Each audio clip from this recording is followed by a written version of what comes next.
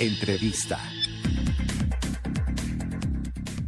Parte de lo que en ocasiones necesitamos para drenar de una u otra forma los horrores de la realidad, bueno, parte de ello se encuentra en la ficción y en la literatura. A través de las historias incluidas en Los Condenaditos y otras historias de impiedad, José Luis Enciso explora con bastante humor y con ironía una realidad que día a día nos golpea sin clemencia. Bueno, precedido por varios premios, los cuentos del narrador exploran la vida de niños que no encuentran salida más allá de la delincuencia, de migrantes desarraigados y autoridades involucradas con el crimen organizado. Es decir, pura y dura realidad apenas matizada, sí, por una literatura pulcra y fina. Importante releer a este autor, acercarnos, si no lo han hecho todavía, a los Condenaditos y otras historias de impiedad. Vamos a hablar con el autor, por supuesto, con este escritor, periodista José Luis Enciso, que se encuentra en la línea. José Luis, ¿cómo estás? Muy buenos días. ¿Qué tal? Buenos días, Luisa. Muchas gracias. Muchísimas gracias.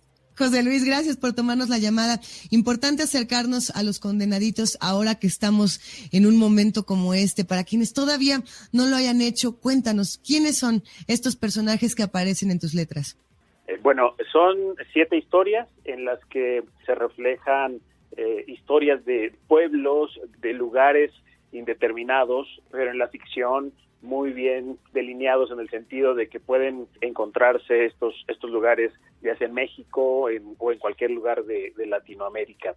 Son personajes que siempre buscan una salida a su condición, no necesariamente porque sean soñadores, sino porque no tienen otro remedio. Por ejemplo, hay un cuento que se llama Lo que pasa por la mente de un tirador, en el que chicos de un pueblo sueñan con convertirse en estrellas de fútbol, porque es la única opción que tienen para salir de una realidad que seguramente los obligará a terminar en las garras del crimen organizado. O sea, o eres un gran tirador de penales o seguramente te vas a terminar convirtiendo en un tirador de balas, ¿no?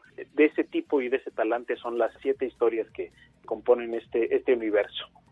José Luis, ¿cómo llegas a estas historias? ¿De dónde obtienes pues todas estas narrativas? ¿Son, digamos, eventos reales, matices de la ficción? Cuéntanos también cómo llegaste a estos personajes. Sí, totalmente como lo dices. Son en gran medida matices de historias reales, a veces públicas, a veces no tan públicas. Tú sabes que el contacto directo con la realidad, con la revisión de esa realidad, con el cuestionamiento a esa realidad, te da un panorama muy amplio de revisión.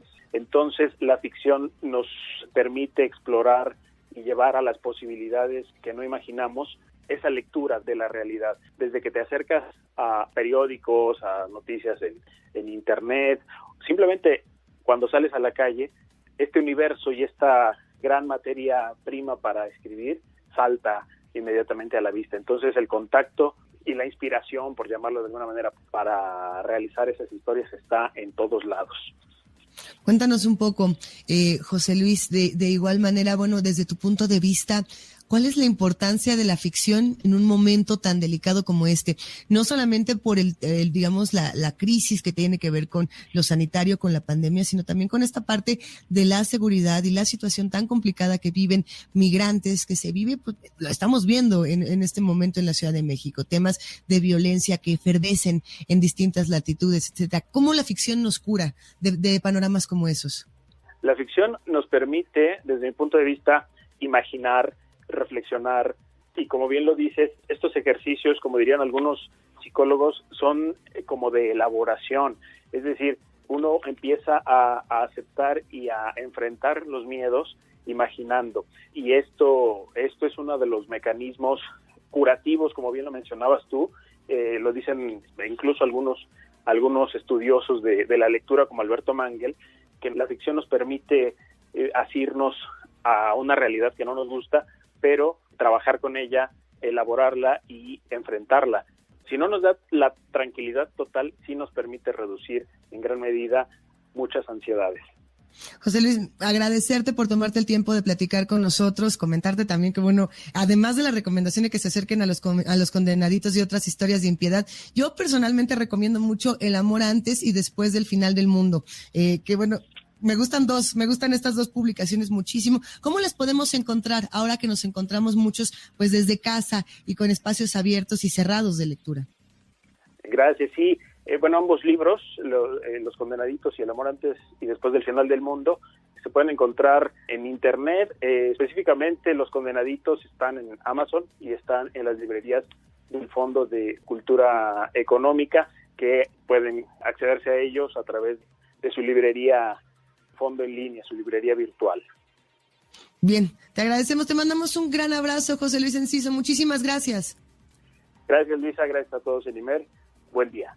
Que tengas un gran día. Los Condenaditos y otras historias de impiedad. Si no lo han leído, ahora es cuando. Y bueno, pues además recuperar el cuento como este género eficaz, contundente para hablar de la realidad y también para, pues sí, reconciliarnos de alguna manera en estos terrenos de la ficción. Seguimos con ustedes en esta primera emisión de IMER Noticias.